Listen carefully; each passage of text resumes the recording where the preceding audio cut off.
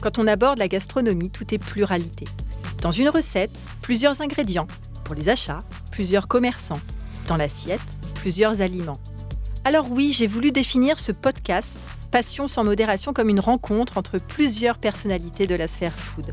Une vraie tablée souriante grâce à laquelle vous passerez, je l'espère, un très bon moment. Le dénominateur commun, ce sont des convictions et une passion dévorante de mes invités pour le métier qu'ils incarnent sans modération. J'anime, ils s'expriment, elles racontent, vous écoutez et nous partageons une table, ensemble. Au menu de l'émission, une conversation 3 étoiles, des interviews aux petits oignons, des confidences épicées. Oui, un podcast vitaminé comme moi. Mais qui suis-je ? Qui est donc derrière le micro ? Je m'appelle Virginie Legrand, je suis chef à domicile depuis 8 ans et je foisonne de créations nouvelles et audacieuses. Et si, aujourd'hui, ensemble, on laissait caraméliser des cuillères entières d'énergie positive ? Allez, venez avec moi dans les coulisses de la foodosphère, on va se régaler ensemble. La gastronomie est le socle inébranlable de la culture française. La cuisine est un lieu de vie, un lieu d'expression, un lieu de partage par excellence. On s'attable, on s'émerveille, on déguste, en toute convivialité. Cette convivialité, j'ai voulu la dupliquer dans un studio d'enregistrement. Pas de verre pour trinquer, mais un micro pour se confier. Ce matin, je suis ravie d'accueillir 4 invités passionnés et donc passionnants. Charlène Montesinos, sommelière, responsable d'une cave-bar à vin dans un tiers-lieu, Les Quilles à Saint-Ouen. Bonjour Charlène. Bonjour. Samuel Massonnet, qui travaille pour la marque de cuisine Bultaube depuis 20 ans sur le secteur des Pays de la Loire. Bonjour Samuel. Bonjour Virginie. Vincent Baverel, fondateur de la marque Let It Bib, qui démocratise les vins nature bio grâce au bag-in-box, le cubi du 21e siècle. Bonjour Vincent. Bonjour. Thomas Patou, gérant de l'entreprise Panam Event, prestataire de services événementiels spécialisé recrutement de maîtres d'hôtel et d'hôtesses. Bonjour Thomas. Bonjour. Alors Thomas, je te garde. Quelles sont les 3 qualités essentielles pour un maître d'hôtel, selon toi ? Des qualités qui font que tu recrutes dans ton agence ? Je pense que le plus important, c'est en premier d'être organisé, toujours présentable et attentionné avec le client. C'est les 3 points qui font qu'on doit vraiment avoir cette approche-là. Et souvent, comme on dit, c'est le premier regard qui compte le plus. Donc, je pense qu'en premier, c'est vraiment d'être présentable et donc d'avoir cette approche très professionnelle. Et après, de pouvoir être vraiment organisé dans ce métier qui est vraiment intéressant et qui est en premier lieu au contact avec les invités et tous les convives. Alors justement, tu dis le client qui doit être chouchouté. Quelles sont les attitudes sur lesquelles tu ne transiges pas pour que le client se sente vraiment respecté ? C'est d'être à la fois toujours attentif à son besoin, toujours attentif à ce qu'il a sur la table, à ce qu'il a avec lui. Donc, toujours être prêt. Ou ce qu'il n'a pas, parce ou ce que qu'il n'a pas, justement, effectivement. Voilà. Et donc, c'est vraiment ça, mais d'être à la fois un fantôme, ça veut dire ni trop présent, ni, c'est beau, ça. ni tous les jours, tout le temps. Sur lui. Voilà, exactement. Oui, parce que c'est vrai que souvent, dans les restaurants étoilés où il y a des maîtres d'hôtel, on est soit très oppressé parce qu'ils sont derrière notre dos en permanence à être là, et moi qui te vois parce que je travaille avec toi en prestation, c'est vrai que c'est pas du tout le cas. Tu es le fantôme, c'est ça, mais le fantôme bienveillant. C'est ça, exactement. C'est pas celui qui te fait faire des cauchemars. Non, on essaye d'être là vraiment professionnel, donc c'est pour ça. Après, dans l'événementiel, au niveau du recrutement, c'est vraiment difficile de fidéliser les équipes puisque les missions, elles sont pas régulières. Donc l'intérêt en ayant cette agence et en étant en commande la plupart du temps, en tout cas avec les partenaires du planning, c'est ce qui me permet vraiment d'avoir des équipes qui sont toujours présentes, mais c'est difficile de les avoir et d'assurer leur présence à chaque event. T'as combien de personnes là, dans tes références ? Alors là, depuis quelques mois, j'ai une personne qui commence à faire la même chose que moi, donc on commence à se partager un petit peu les gars qu'on a ensemble, et donc on est à une 50aine de maîtres d'hôtel qu'on peut fournir. Simplement, c'est si on vient organiser un event avec un volume aussi conséquent, il faut quand même plusieurs mois de préparation, puisque là, on veut vraiment être... J'arrive souvent à l'aveugle sur les prestations, donc j'ai aucune idée de où va être le bar, aucune idée de comment ça se présente. J'ai seulement des informations sur le nombre de packs, comment ça va se dérouler. Mais tu ne demandes pas ces informations ? Alors quand c'est pour du 30 packs, que je suis tout seul, non, puisque j'ai assez d'expérience pour... t'adapter. Voilà, exactement. Ou si j'envoie un autre MH, c'est en général qui est tout seul, c'est un leader. Donc on a assez d'expérience pour pouvoir prendre ça aux commandes et à l'aveugle. Par contre, si on vient être sur des gros events avec 10, 15 MH, là où je demande à faire partie des repérages. Et 15 MH, ça veut dire combien d'invités ? Alors, ça dépend du secteur. Le plus gros que tu aies fait ? Le plus gros que j'ai fait, on était à 70 MH, je pense, mais j'étais pas au. Mais j'étais donc pas combien d'invités 70 850. Mais c'était pas avec Panam Event encore. Mais c'est ce qui m'a permis justement aujourd'hui de comprendre. Donc grosso modo, c'est un mètre d'hôtel pour 10 ? Non, on est sur si on est dans le secteur du luxe, on compte 1 pour 15, 20 maximum. 20, c'est le maximum si on est vraiment sur du service très haut de gamme. D'accord. Voilà. Ok, 850. 850. Et ça s'est bien passé ? Pas eu de couac ? Ouais, j'ai eu le couac. C'était pour un congrès danois sur le port de Nice. Donc, on était vraiment. Et j'ai vu. Enfin, c'était pour un booker que je travaillais, qui avait son entreprise sur la Côte d'Azur. Et donc, qui m'ont vraiment permis d'apprendre comment être organisé et avoir du monde. C'est ce qui permet vraiment que ça se passe correctement et qu'il n'y a personne qui a une place qui sert à rien. Voilà. Et qu'on paye pour rien, du coup. Voilà, exactement. Non, mais parce que l'organisation est vraiment, vraiment, vraiment très importante. Super, merci beaucoup. Vincent, alors toi, tu es spécialisé dans les vins bio, vins naturels. Alors déjà, est-ce qu'il y a une différence entre vin bio et vin naturel ? Est-ce que tu peux nous expliquer la différence avec des vins plus classiques, traditionnels ? On dit quoi ? Conventionnels ? Conventionnels. Voilà. Raconte-nous tout ça. Sois pédagogue. On va essayer. Non, bon, alors déjà, il y a là, tu as fait 3 distinctions entre vin conventionnel, vin bio, vin nature. Okay. Je vais partir du vin conventionnel. Le vin conventionnel, c'est un vin qui s'autorise un certain nombre de produits, qui s'autorise de la chimie partout. Dans les vignes, dans le chai, donc qu'on retrouve dans la bouteille, cette chimie. Vous avez peut-être entendu parler il n'y a pas longtemps. Il y avait aujourd'hui, maintenant, les producteurs vont avoir l'obligation d'indiquer ce que contient le vin, ce qui n'était pas le cas jusqu'à. Et pourquoi ça n'était pas le cas avant ? Le lobby du vin qui est extrêmement puissant et qui faisait pression pour ne pas avoir cette obligation de mentionner tous les composants du vin. Ça change. Bon, maintenant la liste elle est tellement longue qu'ils ont réussi à négocier que cette liste de composants n'apparaisse que grâce à un QR code. C'est quand même fort. C'est-à-dire qu'une étiquette de vin n'est pas suffisamment grande pour mettre tous les ingrédients. Donc maintenant, si on améliore un petit peu les choses, on arrive au bio. Le bio, c'est déjà un grand pas. Les premières certifications datent des années 60. Le principe, c'était déjà de revenir à quelque chose à des vins qui sont exempts de chimie, à la fois dans la vigne et à la fois dans le chai. Ça n'exclut pas un certain nombre de choses, notamment. Voilà, ils ont le droit quand même, un certain nombre d'intrants, ce qu'on appelle des intrants, c'est-à-dire c'est des produits qu'on va ajouter au vin, des correcteurs d'acidité, ce genre de choses qui sont pas très violents, mais ils ont le droit de les utiliser, notamment au moment des vinifications. Et quand on arrive au niveau du nature, c'est là qu'on est vraiment sur quelque chose le plus propre possible. Alors pendant très longtemps, ça n'a pas été encadré pour X raisons, je ne vais pas les détailler ici. Aujourd'hui, il existe quand même une charte qu'on appelle la charte des vins méthode nature. Qu'est-ce qu'elle dit ? Elle dit il faut à minima que les vignes soient certifiées bio, il faut qu'on ait des vendanges manuelles. Les levures, c'est qui grignotent les sucres pour le transformer en alcool. Vous n'avez pas l'image, mais on a eu quand même Vincent qui faisait la petite image, qui grignote. Le Pac-Man. Ah ouais, le Pac-Man. Très bien, c'était beau. On loupe. Non, donc voilà, les levures doivent être indigènes, c'est-à-dire ce sont les levures qui sont présentes sur la peau du raisin, sur les peaux dans la cave, et non pas des levures chimiques qu'on va ajouter au mou pour transformer le sucre en alcool. Donc là, on reste encore une fois à 100% naturel. Ensuite, c'est 0 intrant pendant toute la phase de vinification et pendant l'élevage. Et éventuellement, on s'autorise jusqu'à 30 mg de sulfite en total au moment de la mise, parce que tous les cépages ne sont pas sur le même pied d'égalité. Certains en produisent naturellement au moment des vinifs, d'autres non. Et en fonction aussi du millésime, s'il y a eu beaucoup de pourriture sur les vignes, parce qu'il y a eu beaucoup de pluie au printemps, ce genre de choses, forcément les jus sont plus fragiles. Donc on s'autorise cette microdose de sulfite. Donc tu dis, je te coupe, excuse-moi, 30 mg de sulfite vraiment en mode urgence. D'habitude, il y en a combien ? Par exemple, dans le champagne conventionnel, donc, on a le droit, si je ne dis pas de bêtises, c'est 250 mg par litre en total. Ah oui. Voilà. Voilà pourquoi les mauvais champagnes font mal à la tête.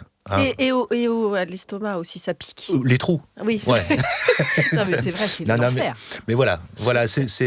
Et donc, si on doit faire la distinction vin bio, nature, conventionnelle, en gros, c'est ça. Ok, super. Alors, le vin, moi, je pense tout de suite à Charlène.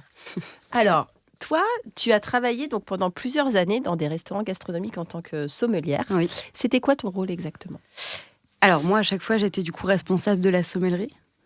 Le rôle, du coup, on rejoint un petit peu le rôle d'un maître d'hôtel, c'est-à-dire qu'on peut avoir généralement la double casquette aussi, ou chef de rang en tout cas. Donc on assure le service, mais surtout on crée aussi le lien entre la cuisine et la salle au niveau des goûts. Et la particularité du sommelier, du coup, c'est vraiment d'accorder soit une bouteille à la carte qui conviendrait tout au long d'un menu, donc une verticale, ou alors justement de proposer des accords mets et vins. Voilà. Et la différence entre un maître d'hôtel et un chef de rang, pour ceux qui ne savent pas. Alors un chef de rang prend des commandes et normalement le maître d'hôtel supervise. D'accord, ok, très bien. C'est celui qui chapeaute vraiment le maître d'hôtel. C'est ça. Ok, et la différence entre sommelier et œnologue? Alors, c'est différent. L'œnologue, ça va être la partie beaucoup plus scientifique. C'est celui vraiment qu'on va retrouver en cave lors justement des vinifications et qui va venir, comme on disait, tester les pH, voir un petit peu les acidités et voir tout au long de la vinification comment se comportent les vins au long de la fermentation, après, etc. Et voir justement si Donc on plus peut... scientifique en fait. Le côté plus scientifique, et c'est pendant l'élaboration du vin, alors que le sommelier va être là vraiment après, une fois que le vin est mis en bouteille, pour justement aller trouver des vignerons, les faire découvrir, créer des accords mets et vins, plus sur la partie vente et contact avec le client. Ok. Donc quand on a préparé l'échange, tu m'as dit que toi tu aimais déconstruire les accords mets et vins. J'aime bien ce côté rebelle, ça me rappelle un peu quelqu'un. Raconte-nous, comment tu fonctionnes? C'est vrai que j'ai un côté un peu punk là-dedans, que j'adore. La réalité, je trouve, c'est que des fois on s'ennuie. Dans ce métier, c'est dur. Ouais, j'ai même envie de dire on s'emmerde. C'est ça. On s'emmerde des fois pendant les accords. C'est vrai qu'il y a un côté hyper classique qu'on a toujours retrouvé entre lien cuisine, sommellerie. Et je trouve qu'avec toute la nouvelle ère du vin, notamment les vins nature, qui ont ramené toute une autre palette aromatique qui est incroyable. Et aussi le fait de pouvoir sortir des appellations et du coup d'être beaucoup moins cadré et de pouvoir créer des vins qui sortent du lot, comme des blouches, donc des fermentations blanc-rouge dans des mêmes cuvées. Voilà, il y a aussi On appelle ça des blouches. Ouais, c'est des nouveaux vins, un petit peu qui, comme les macérations qui reviennent un peu Contraction sur le de blanc, rouge, ouais. donc. Oui, voilà, exactement. Donc voilà, après, sur les accords mets et vins, je trouve qu'il y a toujours cette partie où il y a 3 règles finalement. C'est vraiment respecter l'intensité, donc entre le plat et le vin, ça c'est la base, pour que ni l'un ni l'autre efface l'autre. Respecter la créativité du chef et l'intention du chef dans le plat. Ça, je pense que l'identité, il faut surtout pas la saper et il faut la respecter, quitte à la mettre en lumière. Oui, la transcender, même. Exactement. Et pour moi, la dernière règle, c'est vraiment ramener du relief en bouche, quoi. Et en ça, c'est le côté punk, c'est le côté on vient clasher ce qui se passe dans ta bouche. Et alors, les accords de confort, des fois, tu y es obligé parce que certains plats t'amènent là-dedans, donc tu vas venir un peu conforter avec le vin. Qu'est-ce qu'on a comme exemple d'accord de confort, par exemple? Alors, un accord de confort, par exemple, ça va être vraiment, pour moi, le muscadet et son huître. Tu vois, rien que de le dire, on s'emmerde un peu. J'avoue. C'est pas très foufou, quoi. Exactement. Alors qu'un accord qui clash, c'est par exemple, je te mets de l'agneau et puis je te mets un blanc. Et puis là, tu me dis, ah ouais. J'adore. Voilà. Et donc, garder l'intensité, donc avoir un vin qui a de la mâche et de la poigne, mais par contre, ramener un blanc, donc de la fraîcheur, du fruit, du côté floral, qui vient un peu calmer et tenir tête différemment, ramener de la douceur à la puissance qu'on retrouve dans l'agneau, quoi. J'adore. Alors, pour la petite confidence, moi, je vais fêter mes 10 ans prochainement et j'organise un... Tu les fais pas? Je les fais pas. Et j'organise un dîner prestige et j'ai demandé à Charlène de faire les accords. Je suis honorée. Et je me dis, mais ça va déglinguer de ouf. J'ai trop hâte. J'espère. J'ai trop hâte. Je pense. Merci beaucoup, Charlène. Je t'en prie. Samuel, Oui. alors toi, bonjour. Bonjour. Tu es l'interlocuteur de confiance pour la réalisation d'un espace de vie qui est quand même très important pour une famille. Comment se passe la collaboration avec le client qui se projette avec toi dans la cuisine? Alors moi, j'aimerais dire que la collaboration avec le client, c'est d'abord une histoire. Il faut bien que le client prenne conscience de ça. On va d'abord le rencontrer. Alors, soit il vient à notre rencontre, soit on va à la sienne. Soit il vient au showroom, soit on vient chez lui pour découvrir son espace de vie, sa façon de vivre, la façon dont vit sa famille, ses attentes, ses questions, ses envies, les possibilités. Alors, on est souvent, nous, liés à des contraintes architecturales du lieu, techniques. Pas des contraintes budgétaires? Ça, on en parle après. Ok. Ça, on en parle après. D'abord, c'est architectural, bien souvent, technique, puisque ça peut être lié une évacuation, une alimentation. Donc c'est vrai que tout à l'heure, on parlait de se dire, je ne sais pas vraiment où je vais arriver pour pouvoir faire ma prestation. Nous, on a vraiment besoin, vraiment en amont, de savoir où est-ce qu'on doit mettre les pieds. Alors quand c'est dans une rénovation, on va découvrir le lieu. Et puis quand c'est dans une construction, on doit échanger énormément avec l'architecte, avec le client. Donc là, on écrit l'histoire du projet. Donc c'est beaucoup de temps autour d'une table, autour d'un café, autour également d'un repas. Donc d'un verre de vin. D'un verre de vin, effectivement. D'ailleurs, j'avais une question sur le verre de vin. J'ai souvent entendu dire qu'on alliait la couleur du mets et celle du vin. Est-ce que c'est vrai? Est-ce que c'est quelque chose Que dit la rebelle? Que dit la rebelle? Non, mais la rebelle, elle a aussi fait une école, donc elle a quand même une base classique. Oui, complètement. C'est les principes d'accords de base qu'on t'apprend en sommellerie. C'est les accords de couleur, le principe de couleur. Donc quand on dit une volaille, on se dit un vin blanc, ça fonctionne. Fromage, un fromage, vin blanc. Voilà. Bon, d'accord, une viande rouge, du vin rouge. Exactement, Bon, ça c'est la base. Merci. Okay. Donc je reviens à ma petite histoire. L'élaboration d'un projet, c'est beaucoup d'écoute. Au travers d'un réel échange, donc autour d'une table, autour d'un repas. Également, parce que j'adore inviter mes clients le midi à partager un repas. C'est d'ailleurs un des meilleurs moments parce que les gens se confient énormément. On en sait beaucoup plus sur eux à ce moment-là. Que dans un bureau, par exemple. Dans un bureau. Là où c'est tellement austère, c'est tellement figé, c'est tellement technique. Et là, du coup, les gens se libèrent. Et c'est toi qui cuisines? Oui, j'adore. Parce que je sais que tu cuisines bien et tu aimes cuisiner. Je cuisine. Oui, mais tu aimes cuisiner. Oui, on transmet. Quand on aime cuisiner, on cuisine bien. Oui, il n'y a pas de... Oui, et je dirais ça permet également de convaincre aussi les gens et de se dire, tiens, c'est pas juste un cuisiniste qui va nous dessiner, qui va nous faire un projet, qui va nous vendre, tu parlais de faire du budget, qui va nous vendre des meubles. L'idée, c'est qu'on puisse, au travers de tout ça, pouvoir implanter, planifier du mieux que l'on peut la cuisine. Vraiment. Donc, tout ça se fait au travers d'un avant-projet sommaire. Donc là, on discute, on fait des esquisses à la main, au crayon de bois. On fait des croquis, on explique, on fait plusieurs tentatives. On dit aux gens, vous auriez envie de ça, vous voyez ce que ça donne. Et puis, nous, on pense qu'on pourrait aller vers ça. Mais pour aller vers ça, il faut passer par différentes phases. Donc ça, on l'explique, on le crayonne. Puis ensuite, on arrête un peu, on laisse cogiter, on laisse mijoter, si on peut dire, quelques temps. On refixe forcément un rendez-vous. On refait à manger. Et là, souvent, ça se passe chez le client à ce moment-là. C'est suivant échange. Donc là, on apporte des plans tracés à l'ordinateur, des vues 3D également, soit des images ou même des vidéos qui permettent au client d'avoir une immersion. Comme je t'ai envoyé, Virginie. Incroyable. On ne peut pas le voir, mais bon, c'est... Voilà, donc le client se balade dans... Ah ouais, c'est incroyable. Pas que dans sa cuisine. Vraiment, en fait. Oui, c'est plus que ça. L'idée, on ne travaille pas, d'ailleurs, parce que je suis aussi architecte d'intérieur, à la base, c'est ma formation. Donc, on se balade dans l'architecture intérieure du lieu, puis on va découvrir la cuisine. Donc, on découvre l'espace de travail. Donc là, qui se traduit de différentes manières, puisqu'on a le plan de travail, le plan de préparation, le plan de cuisson, le plan de lavage, le plan de dépose, un endroit pour dresser, un endroit pour essuyer, pour recevoir des robots. Donc ça peut se traduire de plein de manières différentes.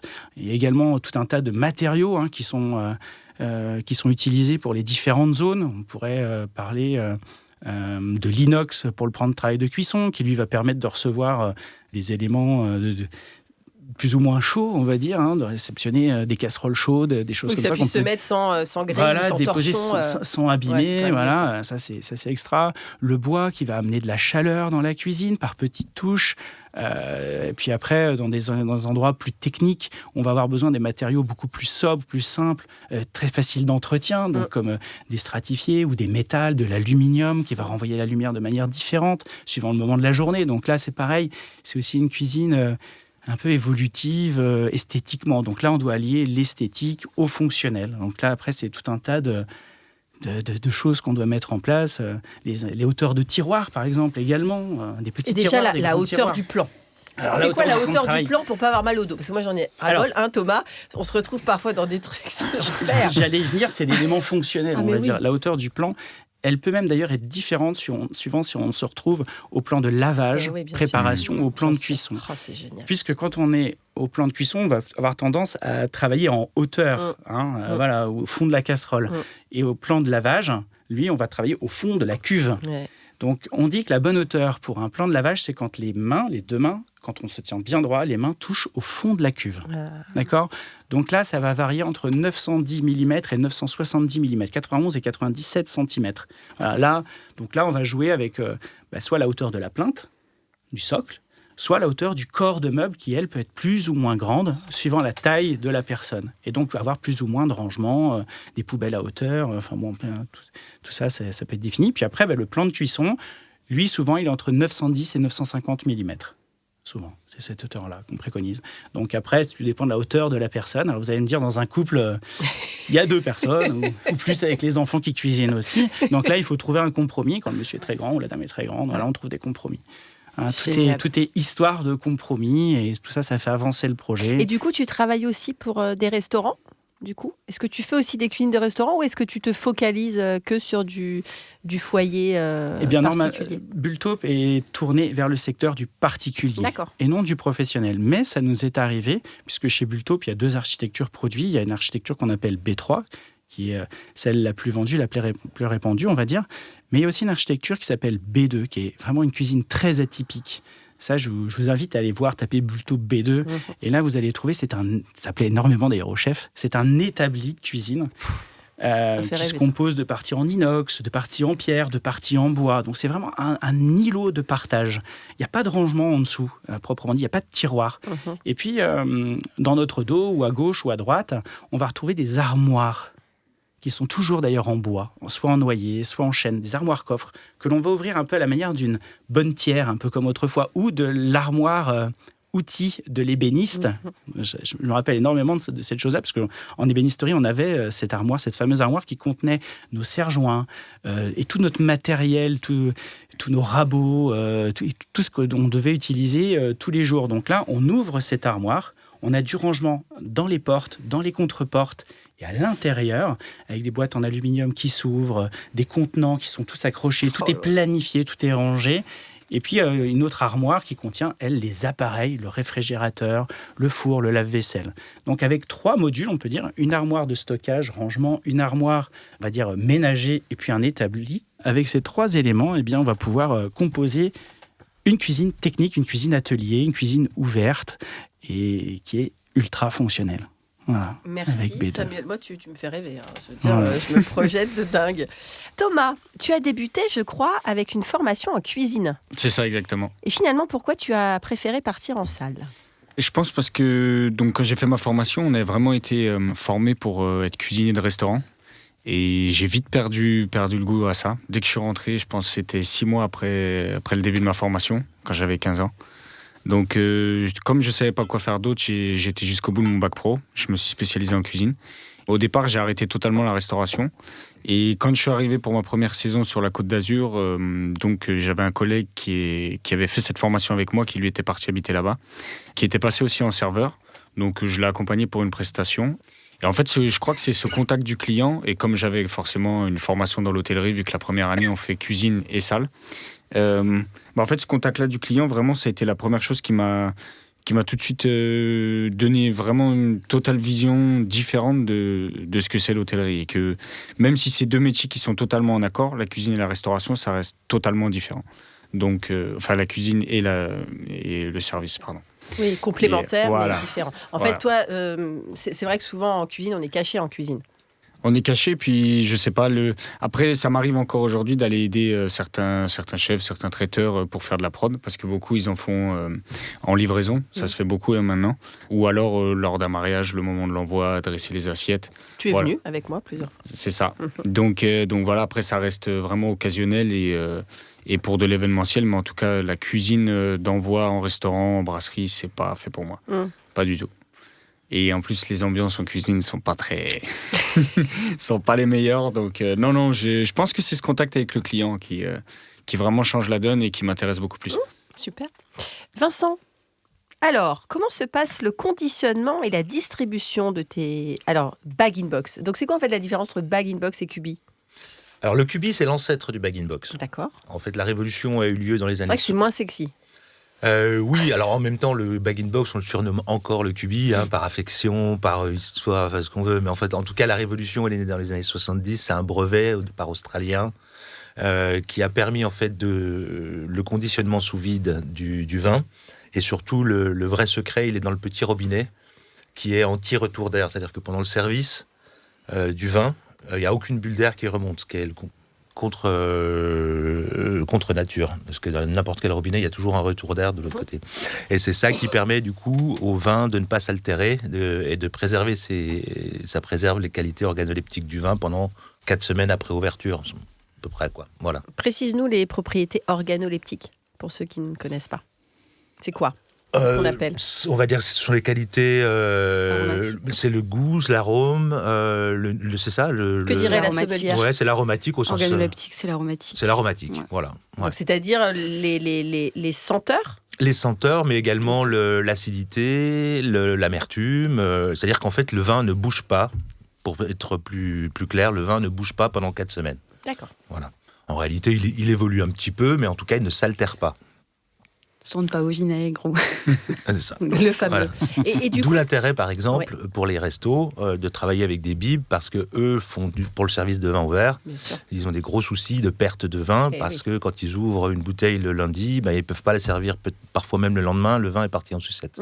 Bien sûr. Alors que là, du coup, ça permet d'être tranquille, d'être serein par rapport à ça, de ne pas avoir de perte, etc. Ok. Donc, la question, c'était le conditionnement. Le conditionnement et la distribution. Alors, le conditionnement, le conditionnement, il existe, c'est de la même manière qu'il existe en fait des chaînes de conditionnement pour les bouteilles, il existe des chaînes de conditionnement pour les bibes. C'est juste un ajustement, j'ai envie de dire, de la technique. C'est assez simple, c'est parfaitement maîtrisé. Et après, soit les vignerons font eux-mêmes la mise, soit ce sont des prestataires que nous on envoie et qui vont faire la mise au domaine. Parce que parfois les vignerons n'ont pas l'expertise, ils savent pas, ou alors voilà, ils vont apprendre avec un prestataire pendant 1 ou 2 mises, et après ils prennent la main, et c'est eux, ils font que louer la machine. Et certains ont tout, ils ont la machine, la connaissance, et ils savent tout faire. Donc nous, on a 2 canaux de distribution, un canal qui est 100% e-commerce pour les particuliers, et un canal traditionnel, j'ai envie de dire, pour la distribution auprès du réseau B2B. Le B2B, ça... Donc des cavistes ? Alors non, on ne distribue pas auprès des cavistes. Parce que j'ai vu que dans le 17e, il y a certaines enseignes qui sont spécialisées en... Ce sont nos concurrents. D'accord, ok, donc on n'en parle pas. Ah si, j'ai aucun souci pour dire qu'ils travaillent très bien le vin conventionnel. Bah oui, c'est ça. Et là où nous, justement, on est spécialisés sur le vin bio et nature. Donc tu disais, premier canal en B2B, donc on a le réseau CHR, pour tout ce qui est service de vin ouvert. Et après, on a un réseau qui est plus événementiel, sur les festivals, les salles de spectacle. Et puis on travaille de plus en plus avec les entreprises, parce que en fait, grâce au vin bio en bib, ça répond à 100% à leurs problématiques RSE en interne. Et c'est quand même plus sympa de parler de RSE avec du vin plutôt que de dire éteignez la lumière en partant le soir. Donc on arrive facilement à les convaincre justement de mettre nos vins sur leurs événements en interne, quoi. Top. Voilà. Et j'ai vu dans une belle petite vidéo sur Internet que vous cristallisiez un réseau de plus de 200 vignerons et vigneronnes en France, Italie, Espagne, Portugal. Donc c'est un énorme réseau. Comment tu sélectionnes les références ? Alors, moi j'avais quand même 20 ans d'historique vin nature de passionné. Je suis passé de passionné à professionnel. Je suis retourné à l'école entre-temps, c'est très bien. En plus, c'est vraiment un régal de retourner à l'école à 45 ans. Donc j'ai commencé par activer en fait tous les vignerons que moi j'appréciais à titre personnel. Je les ai sollicités, savoir s'ils étaient prêts à faire du bib alors qu'avant ils faisaient que de la bouteille. Et ça a été mon premier boulot, c'était ça. C'était d'aller convaincre ces vignerons que je connaissais un petit peu de faire du bib, quoi. En commençant par les plus connus, parce que je me suis dit qu'avec mon concept un peu farfelu, il valait mieux avoir la caution de quelques noms connus, dont les Lapierre, les Bretons, les Richaud. Voilà, c'est les grosses locomotives du vin nature qui m'ont suivi dès le départ. Ouais. Voilà, et donc... et j'ai sillonné les vignobles, les salons, les vignobles, parce que déjà, moi j'ai fait ce métier, c'est pour ça. En priorité, c'est parce que moi j'ai grandi en Franche-Comté, dans le Jura, enfin tout à côté des vignobles du Jura, dans un petit village de 800 habitants jusqu'à mes 20 ans. Enfin voilà, j'ai quelque chose d'ancré dans la terre, quoi. Et j'aime ça, retourner, discuter avec les producteurs. Les rencontres. Oui, c'est ça, les rencontres, et puis c'est être connecté à la terre, vraiment. Et donc, c'est vrai que quand on va voir les vignerons, les vigneronnes chez eux, qu'on explique notre sujet, déjà, si ils ont accepté le rendez-vous à la suite d'une explication, on sait qu'il y a quand même une porte qui est entrouverte. Et puis après, voilà, c'est comme ça que j'ai réussi, en fait, à convaincre... au départ, j'ai démarré tout petit, on avait moins de 20 références. Voilà, le 2018, quand on a lancé le truc, on avait 20 références. Mais on n'avait pas Calais, on avait La Pierre, on avait des jolis noms qui nous ont aidés ensuite à convaincre d'autres vignerons. En fait. Voilà, à la fois à convaincre d'autres vignerons de nous suivre et à la fois aussi de convaincre les amoureux de vin nature du bien fondé du Bib dans le vin nature, quoi. Bib, j'adore. Déjà, le titre Bib, moi j'adore. Je trouve ça génial. Et le Bib, le biberon, quoi. Tu te dis, ok. On est biberonné au vin. C'est bien la France, quoi. Alors justement, Charlène, toi, tu organises un salon qui s'appelle Les Trinqueuses. Oui. Ça, j'adore. Ah, c'est toi? Les Trinqueuses. Oui, c'est moi. Parle-nous de ce projet à 3 voix. Alors, je sais qu'il va y avoir un petit décalage entre le moment où ça va lancer, mais peut-être qu'il y aura d'autres éditions. Effectivement, on espère effectivement qu'il y aura une deuxième édition et même plus. Du coup, ça a été influé par Léa, donc, qui est directrice du Ground Control à l'heure actuelle. Moi, j'ai rejoint la partie et suivi d'Alexandra Guichard, donc, qui travaille également dans le milieu du vin. Les Trinqueuses, donc, c'est un salon, le plus gros salon qu'on organise à Paris, 100% vigneronne. L'idée, c'était de faire une mise en lumière des femmes et non une mise en abysse des hommes. Du coup, on retrouve aussi, non mais c'est important de le préciser, je pense, le côté très inclusif. Du coup, on retrouve aussi des couples ou des hommes qui travaillent également dans la vigne avec les femmes sur ce salon. Et qu'il faut c'est pas les femmes qui font la compta et les hommes dans la vigne, quoi. Exactement. Donc, c'est très ouvert. Ce salon, du coup, il a été fait avec beaucoup de sens, notamment justement sur ce côté de l'inclusion. Et même dans ce sens-là, il y avait le côté de l'inclusion de la femme, mais aussi au sein de la femme, l'inclusion de trouver autant des vigneronnes où c'était leur premier ou deuxième millésime, qu'autant des plus grands noms de vigneronnes comme Laurence Dufêtre, ou alors on peut retrouver aussi Sylvie Spillman, Domaine des Acoles, qui sont des plus gros noms, et autant des plus petites pour que ça puisse aussi communiquer et justement interagir et se faire évoluer aussi. C'était un petit peu l'intention du salon. Il y en a combien, du coup ? On en a 30. Ce qui est vraiment, vraiment pas mal. Et au fur et à mesure, on peut se dire de grossir jusqu'à 50. Ça serait la limite. On veut vraiment rester à taille humaine aussi. C'est du coup un salon où on retrouve également une masterclass qui sera justement autour des héroïnes dans le vin. Donc reprendre un petit peu tout le côté très, très historique et une espèce de chronologie aussi avec comment la femme a gravité pendant toutes ces années. Finalement, elle est là depuis le début dans la vitiviniculture et quelle était sa place, quels étaient ses rôles et mettre en lumière aussi certaines héroïnes dans le vin. On était parti au début de se dire de manière très cliché, ok, on va dénoncer et ok, on va faire des portraits de femmes à l'heure actuelle qui ont réussi dans le vin. Mais on se disait que je pense que ça a été déjà assez fait. Ça peut être galvaudé, effectivement. Exactement. Et donc là, l'idée, c'était vraiment de reprendre un côté beaucoup plus historique aussi. Et voilà. Et on termine sur un concert de punk féministe parce que ça rigole pas. Parce que c'est quand même le point, quoi. Donc... Voilà, et entre-temps, on finit la soirée donc avec les vigneronnes et pour le coup, ça on est assez fiers. On a réussi à faire venir donc une Magda qui va faire donc toute la partie restauration sur le soir, sur le repas, et donc qui est géorgienne. Et la Géorgie, c'est quand même matriarcal et c'est également le berceau du vin. Donc c'est très bon ce qu'ils font. Et c'est magnifique. C'est vraiment très très bon et donc ça avait énormément de sens aussi, quoi. Ok. Voilà. C'est génial. Alors justement, je te garde. C'est une question que le monde pose souvent. Alors je fais de même pour toi. Désolée messieurs. Est-ce que ça n'a jamais été trop dur d'évoluer dans un monde très masculin ? Okay. Excusez-nous, c'est notre petit cocon à toutes les deux. Vous allez prendre un café. Je mentirais si je dirais que non. Après, on trouve des forces et notamment beaucoup de femmes qui m'ont inspirée. Mais effectivement, on évolue quand même dans dans un milieu des fois très masculin qui est assez anxiogène. Et moi, je sais que notamment, et je pense que tu pourras me rejoindre, mais le milieu de la gastronomie et de la haute gastronomie, donc du luxe, c'est particulier quand même à ce niveau-là. Et on retrouve déjà, de par Escoffier, etc., un côté hyper militaire et très masculin. La brigade. La brigade. Quand même, ça s'appelle comme ça. Ouais, exactement. Et donc oui, ça a été parfois assez compliqué. Et en tant que femme, on a même au sein de mon métier, je trouve qu'on a un côté beaucoup plus émotionnel, le rapport au vin, très sensible, et sur effectivement un rapport peut-être. Alors là, je pars dans les clichés, mais si je prends un peu le côté du bordelais, on retrouve un côté limite spéculatif. Enfin voilà. Et c'est deux approches du vin qui sont complètement différentes. Le matériel et le sensuel en soi. Exactement.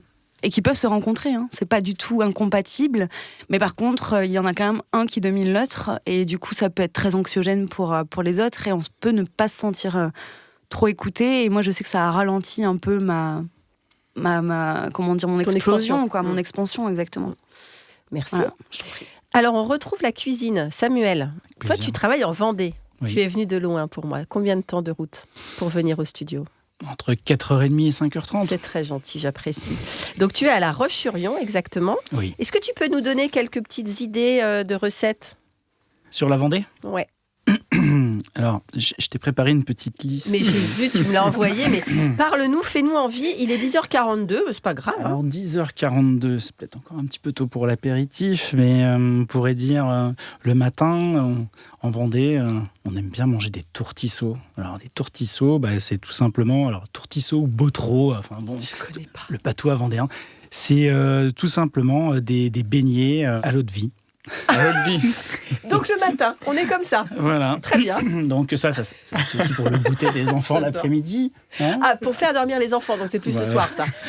Donc effectivement, on a par exemple les tourtisseaux. Donc c'est une pâte que l'on fait frire tout simplement, à la manière d'un beignet. Pour le midi, on a le préfou. Alors là, c'est un pain un peu blanc, beurré à l'ail, et ensuite... Ensuite, passer au four, qu'on coupe en petits tronçons. Et, pour l'apéritif. Et on sert pour l'apéritif avec la trouspinette. La trouspinette. C'est quoi la trouspinette ? La trouspinette, c'est un vin très sucré. Alors, je vais lire exactement comment bien sûr, Samuel. Il y a une très jolie recette. Alors, la trouspinette, c'est un vin sucré. Alors, il faut environ 4 litres. De l'eau de vie, environ 1 litre. Il faut des pousses de prunelier. Oh. Ça, c'est pour la version de la trouspinette rouge. D'accord. Ou alors de l'aubépine pour la version blanche. Donc là, on récolte. D'accord. Et surtout du sucre. Du sucre. Le tout, ça macère ensuite quelques temps. Le breuvage ainsi obtenu est mis en bouteille. Alors là, peut-être qu'il faudrait, après filtration, forcément, peut-être qu'on pourrait inventer une version bible de la trouspinette, et ça existe peut-être déjà. Et puis donc, voici un apéritif original, local, typique des spécialités vendéennes et à déguster sans plus tarder. Très bien, ça donne envie. Voilà pour et la. Et après du poisson. Alors forcément, oui, du poisson en Vendée, Saint-Gilles-Croix-de-Vie, on a la sardine. La sardine de Saint-Gilles-Croix-de-Vie, pêchée. Et puis avec les pommes de terre de Noirmoutier, les pommes de terre vapeur de Noirmoutier, ça c'est extra, avec un petit peu de beurre salé, c'est exceptionnel. Et les volailles de Châlons. Bien sûr. Voilà. En entrée, on parlait des huîtres tout à l'heure avec le vin blanc. Donc les huîtres. Avec le muscadet. Avec le muscadet, les salicornes. C'est super. Ce petit gouillodet. Le plateau de fruits de mer, quand même. Le plateau de fruits de mer. Les huîtres, les salicornes. Ah, j'ai oublié quelque chose. Le plat préféré des Vendéens, le jambon Mogette. La Mogette de Vendée. La Mogette, ça demande un temps de préparation, on va dire. Il faut qu'elle baigne, il faut qu'elle se détende. C'est un haricot blanc ? Le haricot blanc, bien sûr, tout à fait. Donc, nous, ce qu'on appelle la Mogette chez nous. Et donc, il faut la mériter pour la manger. Voilà. Donc, avec un petit morceau de beurre. Faut être patient. Voilà. Le bon jambon vendéen, alors, salé ou non. Puis après, forcément, on a des desserts. Alors là, on a un flan qu'on appelle chez nous en Vendée le fion. Voilà, c'est du patois vendéen. Ok. C'est glamour. C'est très glamour. Merci. Donc ça, c'est typique du Marais vendéen. Hein, vraiment, là, donc c'est un flan classique avec une crème pâtissière. Ouais, c'est ça. C'est des œufs au lait parfumés à la vanille, et puis à la vanille ou à la cannelle. Et la spécificité, en fait, c'est qu'on fait un moule avec une pâte très très haute, et on fait cuire le flan à l'intérieur. Donc c'est un flan en croûte, voilà. Donc le fion vendéen. Voilà. On a également la gâche vendéenne. Ah bah ça c'est bon, la brioche. Ça... Là. Mais donc c'est une brioche. Ah non, la gâche. Mais c'est un style de brioche. Dans la gâche, on a de la crème. Ouais, c'est ça, il y a de la crème en plus. C'est ça. Mais je veux dire, dans la texture, elle est différente. Elle est, je dirais, la gâche, elle est bien plus douce. Parce que moi, je fais de la gâche perdue. C'est façon pain perdu. Ça, c'est bon, ça. Coquin. Oh oui, c'est coquin. Et puis la fameuse brioche vendéenne, voilà, qu'on retrouve lors des mariages vendéens avec la danse de la brioche. Voilà. La danse de la brioche. Voilà. Tu nous feras la danse de la brioche avec plaisir. C'est la danse du ventre. Merci beaucoup, Samuel. Ça nous met grave à la bouche. Voilà. Vincent, alors, moi j'adore, parce que ton slogan, j'adore, vive le cubilibre. Donc moi je trouve que cette fantaisie elle est canon. Alors les enjeux de ta marque, en fait c'est quoi ? Pourquoi tu veux que ta marque Let It Bib, vive le cubilibré libre, détonne dans l'univers de la gastronomie ? En fait, ce qui se passait, c'est quoi la naissance de Let It Bib ? En fait, c'est qu'en gros, il y avait deux marchés, deux segments du vin éco-responsable, et qui étaient tous les deux en croissance importante. Il y avait d'un côté les vins bio, qui étaient sur les 10 dernières années, c'est plus 160%, je crois, de croissance, si je ne dis pas de bêtises. Le Bib, exactement pareil. On était sur un taux de croissance qui était un peu en dessous, 150%, je crois. Aujourd'hui, le Bib, c'est 40% des volumes de vin vendus en France. Bizarrement, ces deux segments ne s'étaient jamais rencontrés. C'est-à-dire que l'un boudait l'autre boudait l'un, quoi. Et nous, on va dire que notre secret, ça a été ça, c'est d'arriver à faire se rencontrer les deux. D'un côté, les passionnés du vin nature et bio, et de l'autre côté, le Bib. Et pourquoi ça nous a intéressés ? Deux choses. La première chose, c'était de pouvoir proposer une offre qui soit 100% propre. Le contenant, c'est-à-dire un vin sain dans un contenant sain. Et puis, le gros avantage du Bib aussi par rapport à la bouteille, c'est-à-dire qu'à qualité et volume égal, on gagne 20 à 30% du prix par rapport à la bouteille. Et tout ça sans renier les prix sans renier les marges du producteur. C'est-à-dire qu'on achète le vin au même prix. C'est juste qu'ensuite, à produire, à transporter, à stocker et à expédier, ça coûte moins cher que le vin à tous les niveaux, que la bouteille, à tous les niveaux. Donc en fait, on s'est dit, mais il y a quand même vraiment un truc à faire. C'est-à-dire que, ça va donner accès au plus grand nombre à des vins de qualité, parce que moins cher. Et donc là, on est dans la logique de démocratisation du bon, parce que c'est vrai que les vins bio, les vins nature, c'est bon, mais c'est plus cher à produire, donc ça coûte plus cher en fin de course. Donc là, ça permet de descendre d'un cran et donc de donner accès à un plus grand nombre à des vins de qualité. Et voilà, c'était ça, nous, notre credo. C'était la démocratisation du bon, tout simplement. Et après, le vive le cubilibre, c'est vrai qu'on l'aime bien aussi. On s'en lasse pas 5 ans, 6 ans après. C'est un hommage aussi au tout premier salon de vin nature qui avait lieu à Paris. Vous avez tous vu, j'imagine, cette affiche avec le général de Gaulle là, qui a été croquée par Tolmer, vive les vins libres. C'est un hommage, clin d'œil à ça. Et puis c'est vrai que vive le cubilibre, j'en aime bien, ouais. Trop fan. Trop fan. Merci beaucoup, Vincent. Thomas, alors, est-ce que tu peux nous donner un exemple de une ou deux prestations dingues que tu as fait en tant que MH ? Alors, la première, je pense que c'était à Ramatuelle. Donc, pour la crémaillère d'une villa d'un Estonien, d'un PDG estonien. Qu'on a fait là-bas. J'étais le bras droit de la wedding, c'était wedding planner ou l'organisatrice, je ne sais pas comment l'appeler exactement, mais c'était sa spécialité. Donc très très grosse villa, les invités arrivaient en hélicoptère. On était sur l'inauguration d'une propriété incroyable. Et donc ce soir-là, je me souviens être arrivé le samedi à 11h du matin et avoir rangé le dernier sac poubelle le dimanche à 14h. Donc on attendait 250 invités, on en a eu quasiment le double. Donc on s'est fait dépasser dans tous les côtés, ça a été n'importe quoi. C'était vraiment n'importe quoi. Et là, la dernière qui m'a vraiment permis de passer de ce côté du luxe, c'est l'année dernière, en juin, pour la maison Louis Vuitton à Asnières-sur-Seine. Où là, c'était beaucoup plus réduit. On était sur 150, un gros buffet pour un traiteur avec qui je travaille sur Paris. Et donc là, qui m'a vraiment fait passer dans le côté du luxe et qui du coup m'a fait revoir toute la stratégie puisque leurs exigences sont pas du tout les mêmes et il y a beaucoup plus d'attentes. Même beaucoup de leurs invités ne sont pas français.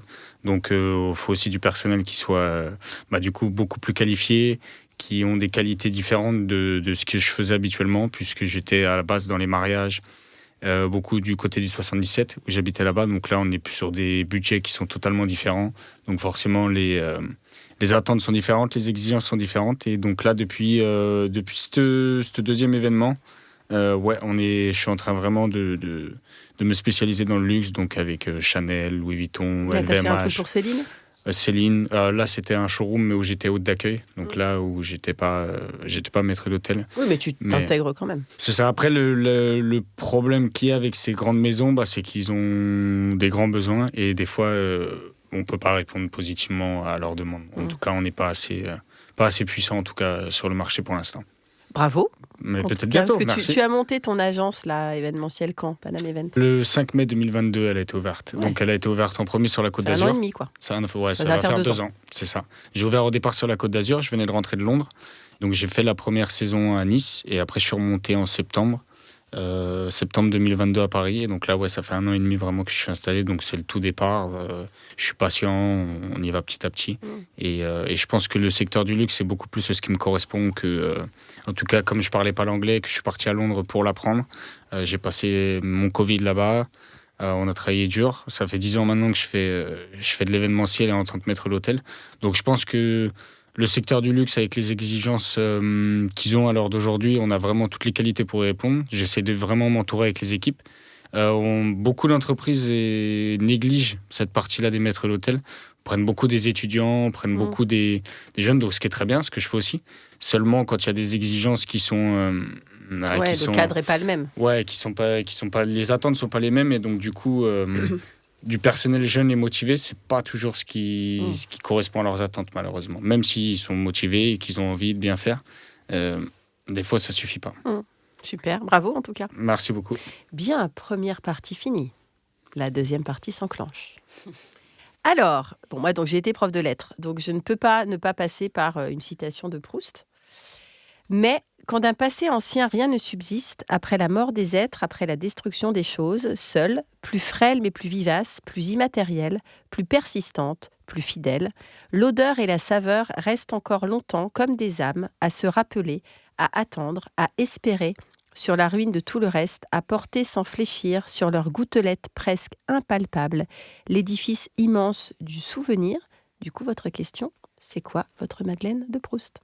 Quel est ce qui vous évoque un souvenir, la nostalgie, l'émotion par excellence qui vous fait revenir en enfance ou pas ? Ça peut être une Madeleine de Proust d'adulte. Ah ouais, je l'ai, je la connais. Vas-y, Vincent. C'est le vin, voilà. Non. On va dire qu'il y en a 2 qui sont un peu en rivalité. C'est la gougère et la tarte au fromage, au comté, pour être précis. Voilà. Moi, c'est ça, ce qui me rend... Voilà, je me retrouve direct devant la cheminée, avec une petite salade, on mangeait ça tous les 4.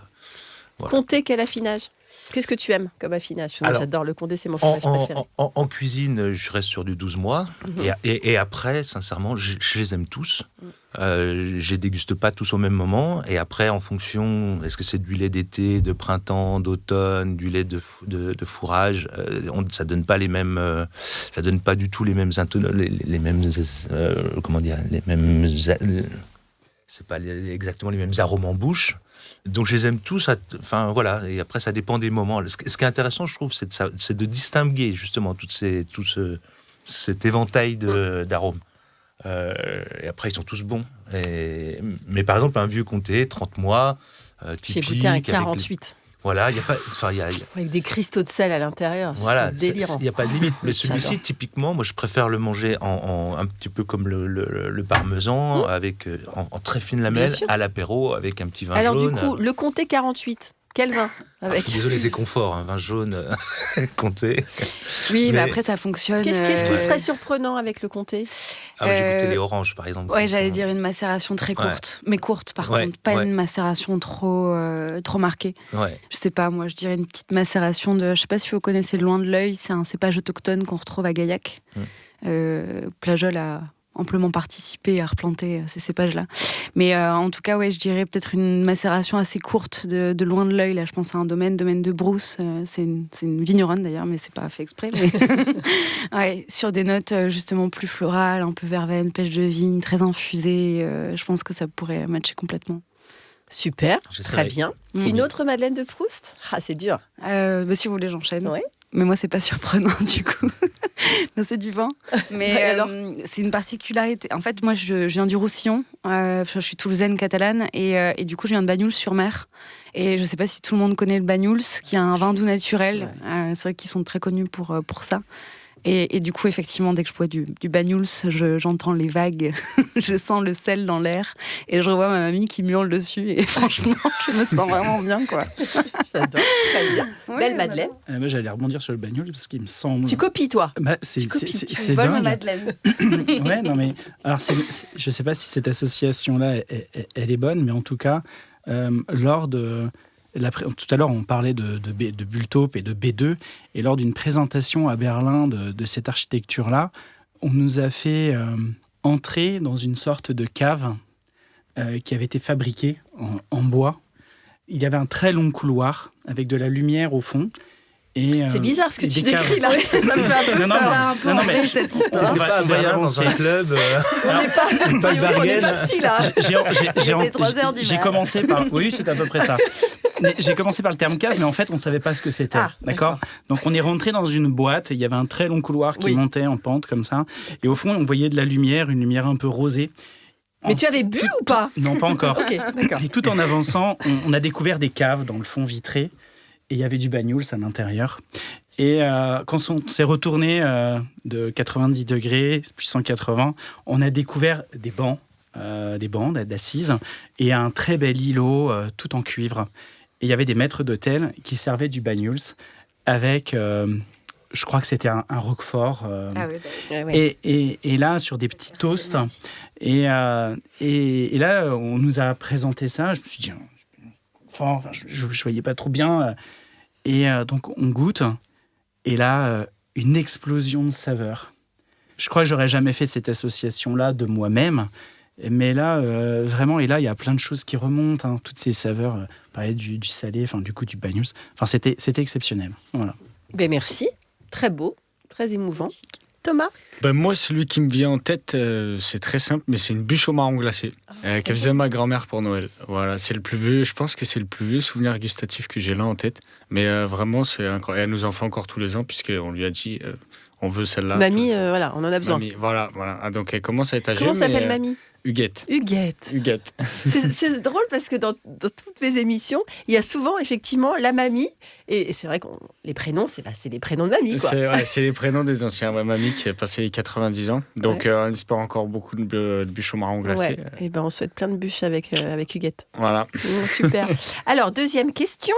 Quel est le plat régional? Alors, on ne parle pas de... C'est bon, j'ai donné. Pas de Vendée. Hors Vendée. Le plat régional auquel vous ne pouvez pas résister. Et toi, on oublie le Jura aussi. Français? Non, pas forcément. Enfin, en tout cas, un plat symbole d'un terroir assez classique, qui vous fait rêver, qui vous fait vibrer. Le couscous. Ah, le couscous. Ah oui. Alors, qu'est-ce qu'on met dans le couscous, dans ton couscous de rêve? Qu'est-ce qu'il a? Moi, je le fais sucré-salé, mais après, c'est un concept. C'est souvent sucré-salé. Qu'est-ce que tu mets dedans? Ouais, mais très sucré-salé. Abricots secs et figues. C'est bon, ça. Ouais, et comme viande, tu mets quoi? Agneau. Merguez? Merguez, agneau. Après, on peut mettre poulet. Et après, semoule, carottes, mélange ratatouille. Ouais. En général, on cuit les légumes à part. Et après, on réunit tout à la fin. Voilà. Après, je pense qu'il y en a qui le font mieux que moi. Oui, mais tu fais ton couscous. C'est ça, ouais. Voilà, ton couscous. Ça donne envie en tout cas. Ouais, ça donne envie. Ouais. Et ça fait longtemps que je ne l'ai pas fait. À programmer. À programmer, voilà. Vincent ? L'aioli, ouais. par exemple. Ah ouais. Voilà, un truc, ça c'est le truc, je résiste pas quand mais je veux absolument être sûr avant de le prendre à la carte Bien sûr. qu'il est bien fait, parce que ça fait partie des plats qui supportent pas la médiocrité. Et, Très vrai. Mais voilà, quand c'est bien. Merci. Charlène ? Je sais pas, il y en a plein. On est tous gourmands, là. De toute façon, Ouais, je j'ai suis cru hyper comprendre que, gourmande, voilà. donc je résiste à pas grand-chose. Mais effectivement, peut-être, après c'est vraiment dans mes racines, mais peut-être les bols de picoulats que Alors, j'adore. faut que tu nous expliques, parce que je ne connais pas. C'est un plat catalan typique. C'est des plats en sauce à base de tomates, légumes, et c'est des boulettes de viande en fait. Donc Quelle qu'on mange, généralement c'est bœuf, veau et un peu de porc. Voilà. Ça, Donc mijoté. mijoté, Voilà. et tu peux le faire avec des pâtes, du riz. Voilà, c'est un peu les mêmes bases que Redis, comment ça s'appelle ? les bols Les de bols picoulats. On apprend plein de choses. C'est en fait. très très bon. J'adore ça. Voilà, très bon. Monsieur Samuel. Moi, j'aurais dit tout simplement, je pense, la langoustine, Ah bah oui. je crois. La langoustine ou la sardine. Vraiment, ça, c'est typique de chez nous, du bord de mer. La cuisson de la langoustine, alors soit les petites langoustines toutes fines, soit la très grosse langoustine. Donc ça, après, c'est la cuisson à la vapeur, le temps de cuisson, tout ça. Mais presque sans rien, sans ajouter de quelque chose, avec nature, comme ça. La fleur de sel. Ouais, un petit peu de fleur de sel, mais très peu en fait. Alors, soit juste la manger comme ça, la détacher, on la casse, on la sort et on la déguste. Soit avec une petite tartine, un petit peu de beurre. Une ou, petite mayonnaise. j'allais dire une petite mayonnaise, faite par maman, voire par papa. Enfin, en tout cas, maison. Voilà, une ça petite prend- mayonnaise on est maison. d'accord Et que ça ça, prend c'est- 30 secondes de Non, faire mais une ça, mayonnaise. c'est Soyons exceptionnel. clairs. Ça, c'est exceptionnel. Ouais, Ok. ouais. Très La bien. langoustine. J'adore. Ensuite, ce qu'il y a toujours dans votre réfrigérateur. Liquide ou solide? On n'a pas dit la cave. On n'a pas dit la cave. Pas souvent. On a eu la même Du vin ou du champagne. Comme tu veux. Pas de censure. Ah, mais il y a toujours des bulles au frais. Toujours. Il faut pas en avoir honte. Non, pas À du tout. consommer sans modération. Ah ouais. Ah non, et puis, ouais. Et de préférence des pétnates. Ok. Voilà. D'accord. En ce moment. Moi, du fromage râpé. Il y a toujours. Ouais, je suis un grand fan de pâtes, donc je mets des pâtes sur le fromage râpé. Donc ça peut être de l'emmental, comme des fois du parmesan, de la mozza, toujours du fromage râpé. Ok, super. Moi, c'est le maquereau en bocal. C'est un peu le truc que tu peux manger à n'importe quelle heure quand t'as faim, quoi. Un petit bout de maquereau. Voilà. Samuel. Moi, j'aurais dit le beurre ou la crème fraîche. Toujours bien chez Il nous. y a hein. une belle identité Voilà. régionale là quand même. Hein. Le beurre, la crème fraîche. Ouais. Tu as Ouais. toujours vécu en Vendée? Toujours. Ouais. Ouais. Ma mère de la côte et mon père aussi, Saint-Gilles, Givran. Vraiment la côte vendéenne. Ouais. Ok. Alors, autre question. Quel est le plat de brasserie pour lequel vous êtes monomaniaque? Vous allez dans une brasserie et vous dites « Ok, ça, je veux tester » et je teste dans plusieurs brasseries pour voir si un jour je trouve la recette parfaite. Ou en tout cas, moi, je la fais et j'ai envie d'aller voir si c'est bien fait. Tu parlais d'aioli tout à l'heure, mais voilà, un truc typiquement brasserie. Moi, il y en a deux. T'as le droit de répondre deux. Voilà, il y en a un de la terre, l'autre de la mer. Ouais, De très la bien. terre, c'est le canard confit. Et de la mer, c'est la solmeunière. Oh, bah oui, Voilà. évidemment. Mais ces deux-là, voilà. Super. Ils me poursuivent depuis de très longues années. Quoi. C'est vrai, le confit de canard, c'est bon. Très bien. Et là, vivant maintenant au Pays Basque, je sillonne les terres en chasse. Puis là-bas, la gastronomie, c'est incroyable aussi. Ah, c'est un truc Oh de là là, dingue. les produits. Les produits, voilà, c'est ça. En fait, c'est ça qui est extraordinaire. C'est que, en fait, ils ont toute la chaîne. Oui, parce que c'est pas de la grosse cuisine en fait, techniquement parlant, mais c'est Absolument juste pas. la base du C'est produit. Il n'y a pas Exactement. besoin. Bah ouais, Non, c'est non, ça. non, Les produits sont Ils tellement sont- magnifiques, c'est t'as ça, pas c'est envie de les génial. transformer. C'est fou, dans un rayon de 30-40 km, là, c'est fou la qualité des produits qu'on peut trouver. Quoi. Ah non, c'est. Ouais. Ouais. Je connais pas d'autres régions qui soient aussi pointues et aussi attentives, exigeantes sur le produit. Les cochons courent dans les champs. Enfin bon, c'est un truc. Peut-être la Corse. Ouais. Donc, Je viens d'avoir le flash aussi. Pensant cochon. C'est ça. La petite association. Qu'est-ce que tu dirais, toi? Moi, j'avoue, c'est vraiment la bavette frite ou alors voilà, la pièce du boucher pour voir déjà la qualité de la viande, la qualité de la cuisson, de la frite et de la salade si elle est bien assaisonnée. Pour moi, c'est vraiment le truc hyper basique. Et si t'arrives pas à faire ça, tu changes de métier. Tu sors dessus de ta cuisine. Non, je rigole, j'exagère. Mais voilà. Ouais, ok. C'est Toujours proche de la mer, le dos de cabillaud. Ouais. La cuisson du dos de cabillaud, ça c'est... Ouais, ça c'est un super test. Donc t'es plus poisson que viande, forcément ou... Ouais, j'aime beaucoup le poisson. Ouais, j'adore cuisiner le poisson. J'adore. Toujours nature. Je ne veux pas faire le rabat-joie, hein, mais tu sais d'où il vient le cabillaud? Oui, non. Je suis bien d'accord. On a parlé de ça. Je suis bien d'accord. Je suis sûr que le lieu jaune, c'est plus près de chez toi. Oui, le lieu jaune, Et c'est le bon lieu aussi. jaune, c'est quand même un C'est truc très de dingue. bon aussi, ouais. Enfin, moi, j'ai remplacé, du coup, après avoir su un petit peu... cabillaud par le lieu jaune. Ouais. Et je trouve qu'un lieu jaune bien cuit... C'est très bon aussi. C'est sous-côté. Ah ouais, c'est un truc C'est vrai. au-dessus du dos de cabillaud. Mais on va C'est réhabiliter vrai. le lieu jaune à Le partir lieu de jaune. maintenant. C'est fait, c'est dit, c'est acté. Thomas? Pour moi, le tartare de bœuf. Ah oui. Eh ouais, Tartare. ça aussi. J'hésitais avec le tartare de bœuf, honnêtement. C'est mes deux... J'ai pas trouvé d'autre que le C'est le tartare. tartare de lieu heureusement, jaune. Ouais, tartare de lieu jaune. Ah non, le tartare de bœuf, Tartare de poisson. on peut manger, il a toujours un goût différent. Et pourtant, c'est pas cuit. Mais non, ouais, vraiment. Bah après, ça dépend aussi de la viande que tu utilises, Ouais. au couteau évidemment, puis. Mais même la personne qui le prépare. Mm. Ça, c'est clair. C'est au couteau ou effectivement... Ouais, c'est. Non, tartare. Super. Est-ce que vous pouvez Et continuer toi, Virginie? Et moi c'est le tartare. Ah ouais, Je suis une fan du tartare. Alors en fait, tartare, confit de canard, pièce de veau. Moi, je suis un peu moins poisson, mais le croque aussi, croque-monsieur. Oui, c'est vrai que celui-là- Ça, j'adore.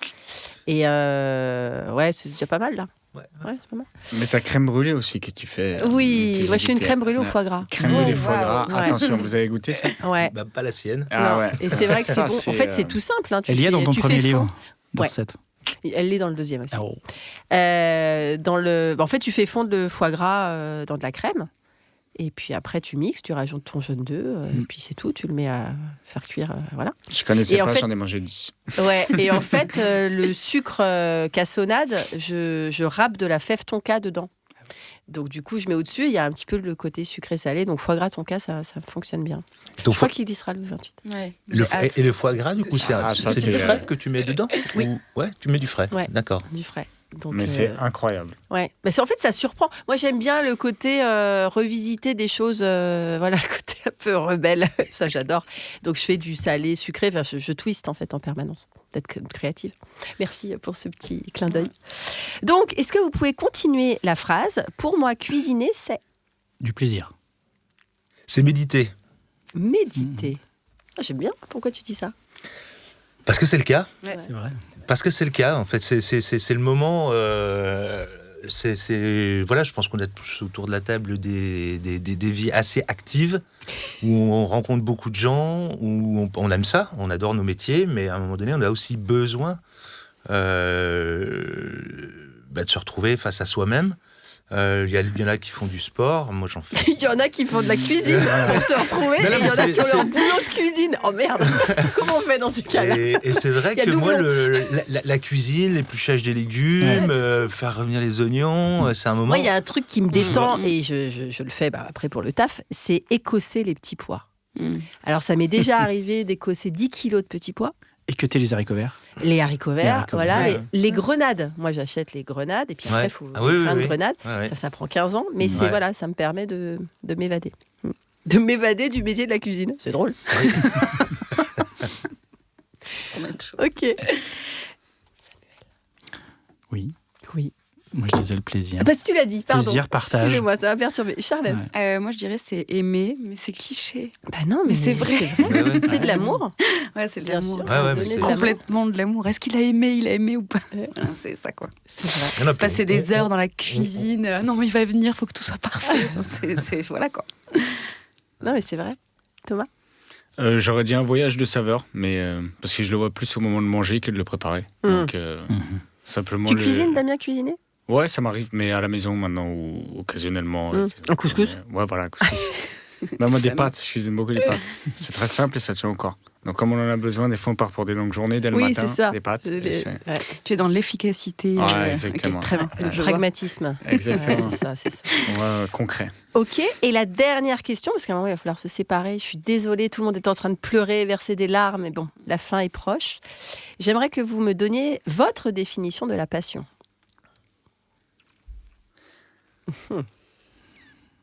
Je démarre ? Ouais. C'est faire, que ce soit un métier ou quoi que ce soit, mais faire quelque chose sans regarder le temps qui passe. Je pense qu'à partir de là, c'est que ce qu'on fait, on le fait sans arrière-pensée, sans jugement, sans préjugés, uniquement on le fait pour le plaisir. Voilà. Parfait. Enfin, il n'y a pas de réponse type, mais c'est très beau. Vincent ? La passion, alors du coup, moi j'en ai deux, c'est la musique, la cuisine. Et c'est vrai que, du coup, si je dois faire trouver le point commun entre les deux, pour moi, c'est une ouverture sur le monde au sens large. C'est-à-dire que la musique, ça m'a permis quand on écoute un groupe de Chicago, de Tokyo, de Berlin, on se balade un peu. Street View est top d'ailleurs pour ça. À chaque fois maintenant, quand je regarde telle musique a été enregistrée à tel endroit, tac, je me fais un petit Street View, je me balade dans un suburb de Los Angeles. Tout ça. Putain, les mecs, ils étaient là, ils ont mangé des burgers ici, ils ont vu ça et tout. Et pour moi, c'est ça. J'ai pas été un grand voyageur dans la vie, mais la musique m'a permis ça. Et j'ai l'impression que le vin me permet ça au niveau plus national et Europe, quoi. Voilà, avec cette notion encore une fois d'enracinement, de nature. De nature, voilà. Il y a cette dimension un peu plus, exactement. Super. Samuel. Je dirais peut-être qu'il n'y a pas forcément de passion sans patience. La notion de temps, comme tu disais tout à l'heure, prendre le temps d'écouter, de regarder, de sentir, de toucher. Donc tout ça, c'est la musique, effectivement. Tous les arts. Tous les arts, les arts mineurs, les arts majeurs, tout ça, c'est toute cette passion, cette patience, ce partage aussi, partager avec les gens qui nous entourent, avec nos amis, notre famille, nos enfants aussi. Ça, je pense que oui. Effectivement, on vit des vrais métiers de passionnés. On aime ce qu'on fait, on aime partager avec beaucoup de patience. Ouais, de passion, ça c'est sûr. Merci Samuel. Charlène, le mot de la fin ? Moi, c'est vraiment, je pense, le rapport au corps. Personnellement, c'est quelque chose qui est dans le ventre, quoi, qui m'anime complètement. Ouais, complètement. C'est vraiment quelque chose qui m'anime et où il y a quelque chose de très, très instinctif. Et où on théorise rien et tout vient et tout est logique et tout s'enchaîne et tout est fluide. Et c'est vraiment un peu cette notion-là. Ça ne pourrait pas être mieux comme conclusion. Alors, je vais faire la mienne.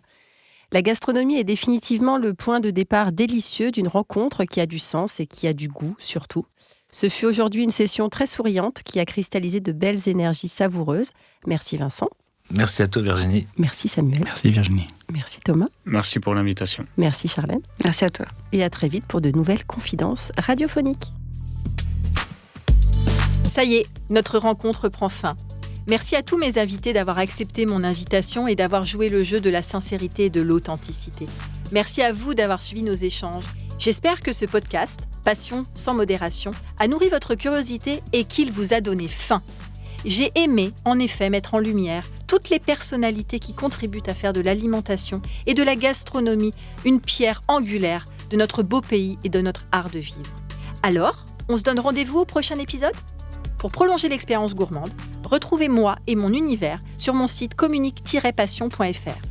Créons-nous prochainement un rendez-vous dans votre cuisine pour un menu qui nous ressemble à l'occasion d'un événement qui vous rassemble.